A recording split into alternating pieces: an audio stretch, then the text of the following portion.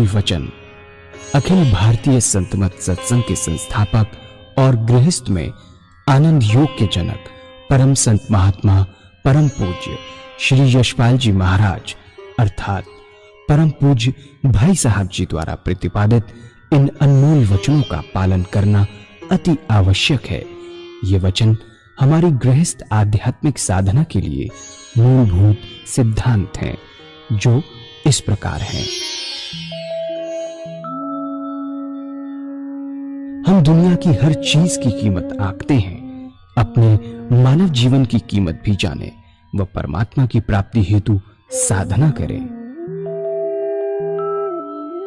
मनुष्य योनि एक उपहार है, इसीलिए परमात्मा को धन्यवाद देते हुए आधा घंटा प्रातःकाल, आधा घंटा सायंकाल पूजा अवश्य करें।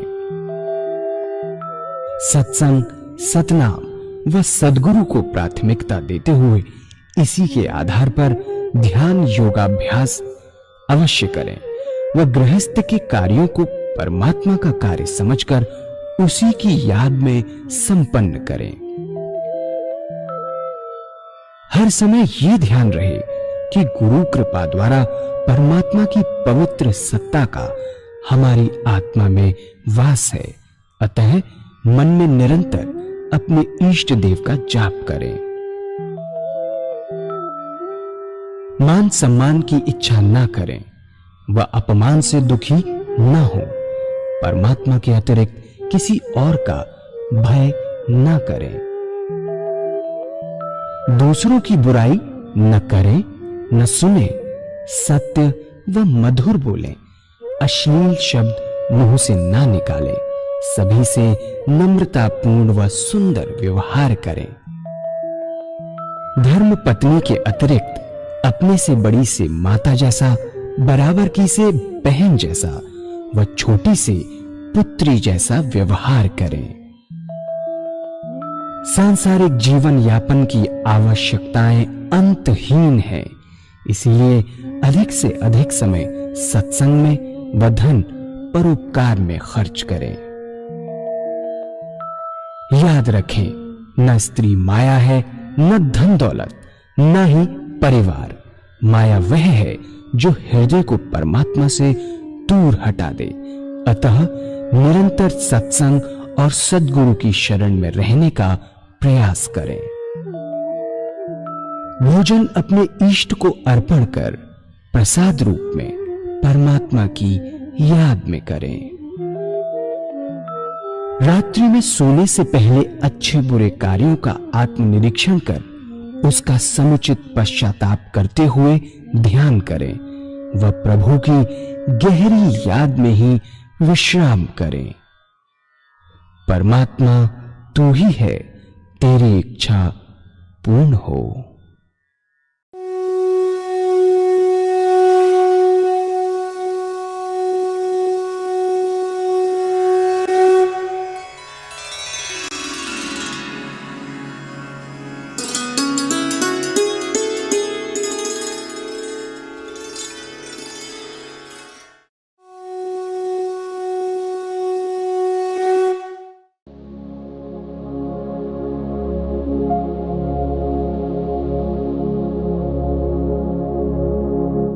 जय सद्गुरुदेव जय पद शरणं श्रेयस्वरूप चरणों शरणं। जय सद्गुरुदेव जय पद शरणं श्रेयस्वरूप चरणों शरणं। तीसरी बात क्या है कि इन संतों ने बड़ा भारी जोर दिया स्वादेंद्रिय निग्रह पर। जब तक स्वाद पे कंट्रोल नहीं होता तब तक आत्मा की सारी इंद्रियों पे कंट्रोल नहीं हो पाता। और स्वाद पर कंट्रोल करने का बड़ा सब सुंदर तरीका संतों ने बताया।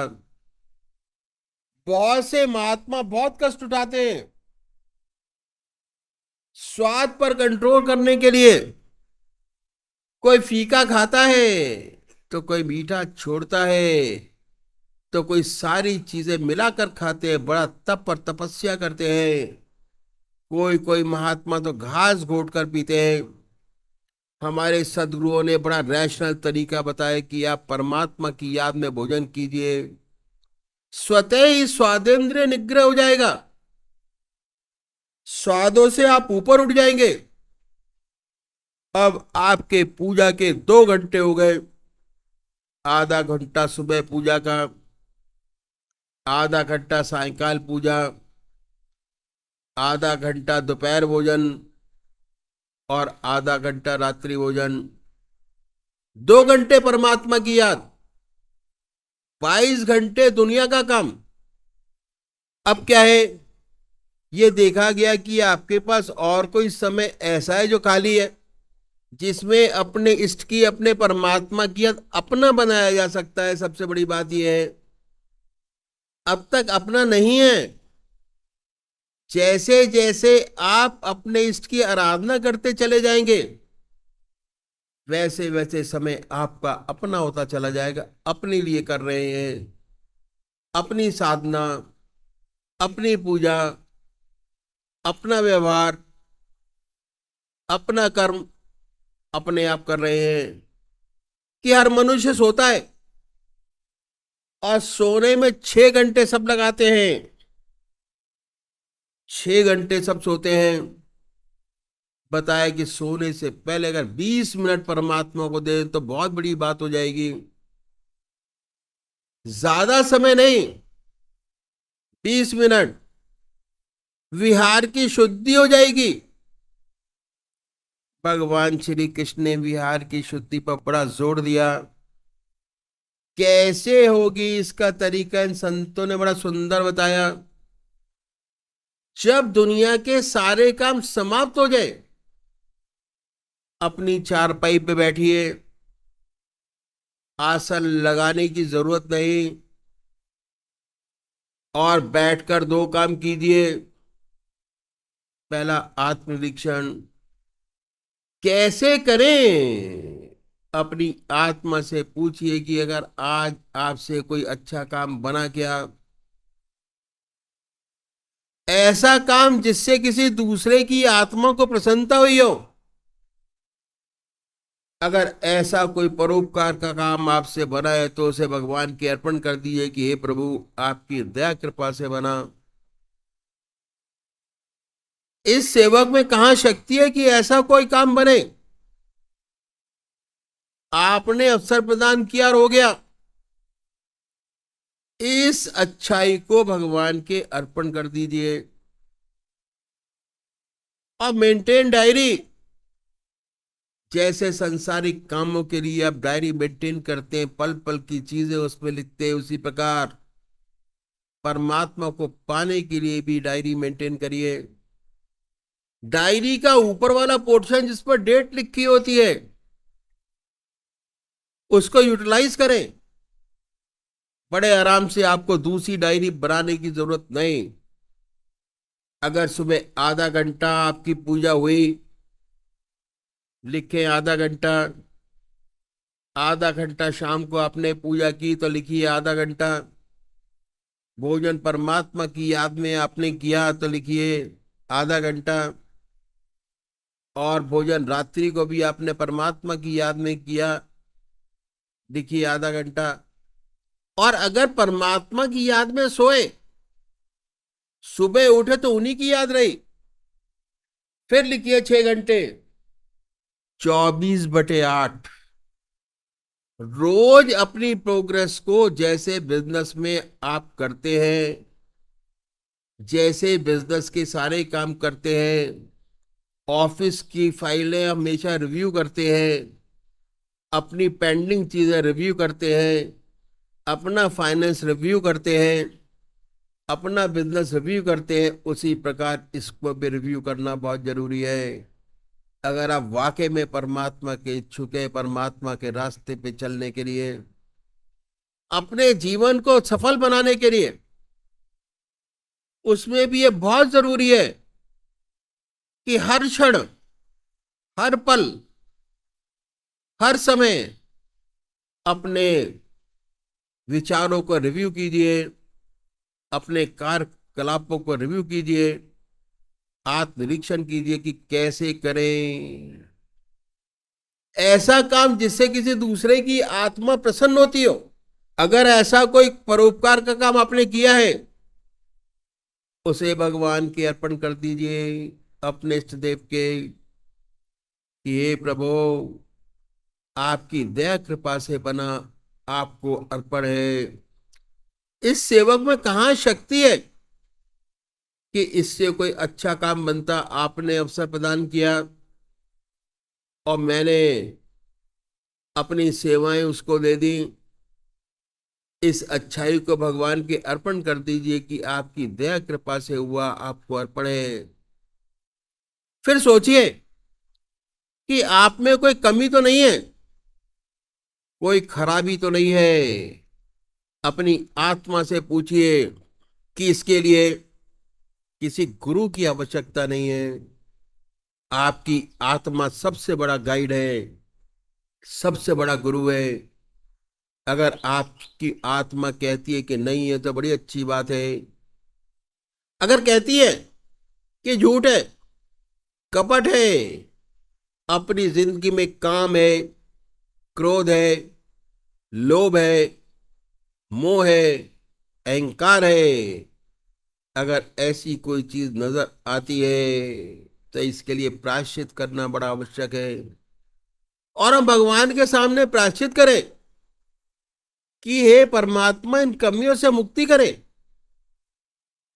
प्रार्थना बहुत बड़ी चीज है। परमात्मा के सामने अगर ऐसा करते हैं तो भगवान हमारी आत्मा को बहुत ऊंचा उठाता चला जाता है। और प्रार्थना करने का सबसे अच्छा तरीका क्या है कि अपनी आत्मा से पूछिए, छोटी छोटी बातें जो हो जाती है उन्हें पकड़े आदतवश। जैसे गप लड़ाने की आदत पड़ी हुई है, उसमें झूठ बोल जाते हैं, इससे तो कोई फायदा नहीं, झूठ तो झूठ है। बिना मतलब झूठ क्यों बोले। अगर आपकी आत्मा कुड़ती है तो ऐसी छोटी छोटी बातों को पकड़िए, परमात्मा से प्रार्थना कीजिए कि हे प्रभु, हमें ऐसी शक्ति प्रदान करो कि कल से छोटी सी खराबी ना हो। परमात्मा से वायदा कीजिए और अगले रोज से उस छोटे से दुर्गुण को छोड़ दीजिए। अगर आप छोड़ते चले जाएंगे तो आपकी इच्छा शक्ति बढ़ती चली जाएगी। धीरे धीरे बड़ी बड़ी कमियां, खराबियां जो आप में हैं, जिन्हें सोचते हैं कि ना जा पाएंगी, वो भी छूटती नजर आएंगी। उनमें भी परिवर्तन होता नजर आएगा, वह भी छूटती चली जाएंगी। शर्त यह है कि जिस बात का भगवान से वादा करें उसे पूरा अवश्य करें। अगर वायदा करके पूरा न करेंगे तो आपकी इच्छा शक्ति घटेगी। न करना चाहे, लेकिन वायदा करके पूरा न करना खराब है। जो वायदा करें पूरा करें, इच्छा शक्ति बढ़ती चली जाएगी। बहुत सुंदर होता है। जब तक परिवर्तन नजर नहीं आएगा तब तक आपका सुंदर इंप्रेशन जगत में बन नहीं सकता। उसको बनाने के लिए बहुत जरूरी है कि परमात्मा के चरणों में जैसे जैसे बढ़ते चले जाएंगे, आपका मन शुद्ध होता चला जाएगा। ये वो तरीका है आत्मा को स्ट्रांग करने का, विल पावर स्ट्रांग करने का। और जिंदगी के अंदर अगर कुछ है तो सिर्फ विल पावर ही है जिससे हम लोग चलते हैं, और कुछ नहीं उसके अलावा। तो जैसे जैसे आपकी परेशानियां कम होती चली जाएंगी, मन के विचार, कोई भी इंसान ऐसा नहीं है जो पूरी जिंदगी में 2000 2500 विचारों को लेकर घूमता हो। जो जरूरी विचार है वो अपने पास होने चाहिए, जो जरूरी विचार नहीं है वो अपनी जिंदगी से निकालिए। यहां निकालेंगे, अपने आप कंसंट्रेशन आपका बढ़ता चला जाएगा दूसरी साइड पर। आपको ज्यादा मेहनत नहीं करनी पड़ेगी। तो ये है, जिस बात का भगवान से वादा करे उसे पूरा करें। इसलिए छोटी छोटी बातों को पकड़कर आप छोड़ते चले जाएंगे तो बड़ी बड़ी चीजें जो हमारे अंदर हैं, खराबियां हैं, परमात्मा के रास्ते में सबसे बड़ी बात यह है कि बहुत आनंद है, हर चीज में आनंद है। विषय में आनंद है, वासना में आनंद है।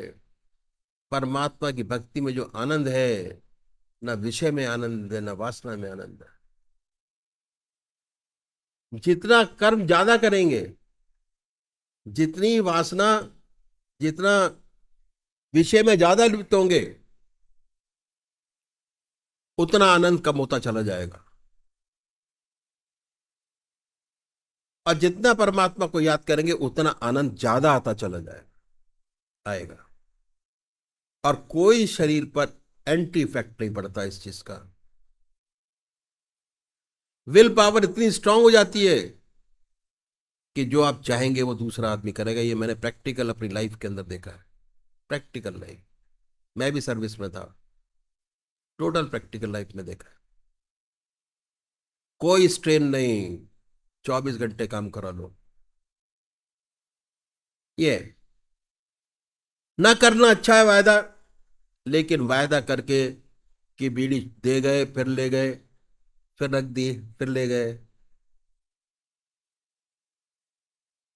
वायदा करें, पूरा करें, अपनी इच्छा शक्ति बढ़ाइए। इच्छा शक्ति बढ़ाने का सिर्फ एक ही तरीका है जो मैंने आपके सामने रखा, बाकी और दुनिया में कोई तरीका ऐसा है ही नहीं इसे करने। इसके बाद क्या करेंगे? अपने इष्ट का ध्यान कीजिए चारपाई में बैठकर बड़े प्यार से। और जब याद अपने इष्ट की अच्छी आने लगे तो उनको याद करते करते सो जाए। नींद अच्छी आएगी, बेखबर होकर सोएंगे। और जब ये अभ्यास बढ़ेगा तो ऊट पटांग सपने जो आते हैं डरावने, वो आने बंद हो जाएंगे। इसके बाद ये अभ्यास करेंगे तो बहुत विशेष लाभ आपको महसूस होगा। नींद अच्छी आएगी, बेखबर होके सोएंगे। उसके बाद आपके सपने बदल जाएंगे, सुंदर सुंदर सपने आएंगे। देखेंगे आप पूजा कर रहे हैं, कभी कभी देखेंगे कि आप अपने इष्ट के मंदिर में बैठे हैं, पूजा पाठ कर रहे हैं। अपने इष्ट का दर्शन, अपने गुरु का दर्शन, सत्संग में बैठे हैं। बहुत सुंदर सुंदर चीजें आती हैं, मन बड़ा प्रसन्न होता है देख के। जब साधक और तरक्की करता है तो बड़े सुंदर सुंदर अनुभव खुलते हैं। सोते सोते अनंत सूर्यों का प्रकाश नजर आएगा। सारा शरीर विद्युत से ओतप्रोत महसूस होगा। ऐसा साधक जब सोकर उठता है तो उसके वास्तव में शरीर में बिजली दौड़ रही होती है। बिजली तो वैसे ही दौड़ती है, हमारा शरीर चलता ही बिजली से है। तो बड़ा अचंभा होता है, बड़ी हैरत होती है। ऐसा साधक जिस ध्यान में सोता है, जब उठता है तो वही ध्यान बना होता है। उसके मुख से परमात्मा का नाम निकलता है। अपने अंदर ध्यान की सुंदर अवस्था पाता है। जिस ध्यान की अवस्था में सोया था उससे अच्छे ध्यान की अवस्था में उठा। जो अच्छे साधक है, जिनके आज्ञा चक्र पर स्पंदन होता है, यदि सोते समय आज्ञा चक्र पर स्पंदन था तो जब उठेंगे वह स्पंदन और तेज होता मिलेगा। आत्मा यही कहती है कि मैं जिस ध्यान में सोया था, रात भर उसी का ध्यान मिला, बना रहा। अब 6 घंटे सोने के भाई प्रैक्टिस पूजा में बदल जाते हैं। बात क्या है, ये मनुष्य का गुण है। ये पहली चीज, जिस चीज का अभ्यास करते वो चीज पक्की होती चली जाती है। चाहे अपनी अच्छी चीज का अभ्यास किया हो, किसी भी चीज का अभ्यास किया हो, आपके लिए अच्छा या बुरा है, अगर आपने अभ्यास कर लिया तो उसको छोड़ने में बड़ी दिक्कत आती है। तो क्या है, जिस ध्यान में सोया था, अब क्या है, अच्छे ध्यान की अवस्था में जो अच्छे साधक है, जिनके आज्ञा चक्र पर स्पंदन होता है, अगर सोते समय आज्ञा चक्र पर स्पंदन था, जब उठेंगे तो स्पंदन और तेज होता मिलेगा। आत्मा यही कहती है कि मैं जिस ध्यान में सोया था, रात भर उसी का ध्यान बना रहा। 6 घंटे सोने के वास्तव में पूजा में बदल जाते हैं। मन का विशेष गुण है। मन जिन विचारों में डूबकर सोता है, रात भर उन्हीं विचारों में पड़ा रहता है। बात क्या है कि मन का एक विशेष गुण मैंने आपके सामने रखा। हम लोग गृहस्थी है, कभी कोई मुसीबत आ पड़ी तो सोने से पहले उस मुसीबत की चिंता होती है, उसी चिंता में सो जाते हैं, रात भर नींद नहीं आती। अगर आ गई तो मुसीबत की चिंता होती है। एक बच्चा है, माँ का दूध पीते पीते सो जाता है तो रात भर चप चप करता रहता है। ये मन का विशेष गुण है कि मन जिन विचारों में डूब कर सोता है, उन्हीं विचारों में पड़ा रहता है। अगर आप ईश्वर की याद में सोएंगे, परमात्मा की प्रार्थना करके सोएंगे, तो आपका ध्यान बना होगा और 6 घंटे सोने के वास्तव में पूजा में बदल जाएंगे।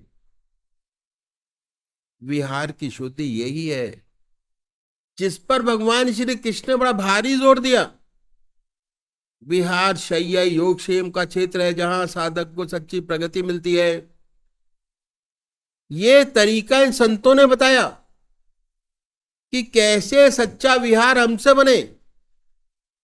इस तरह आधा घंटा सुबह पूजा, आधा घंटा सायंकाल पूजा, आधा घंटा दोपहर भोजन, आधा घंटा रात्रि भोजन और 6 घंटे सोने के।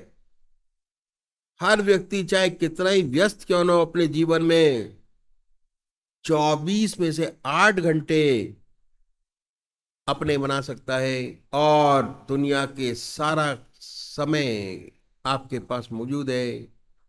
उसमें एक भी सेकंड नहीं लिया गया। सारा समय संसार के व्यवहार का, ये जो समय था तो वेस्ट जा रहा था सारा, जो हमने यूटिलाइज किया व्यवसाय का, आपके पास मौजूद है। ये साधन का पहला स्टेप, पहली सीढ़ी। परमात्मा तू ही है, तेरी इच्छा पूर्ण हो।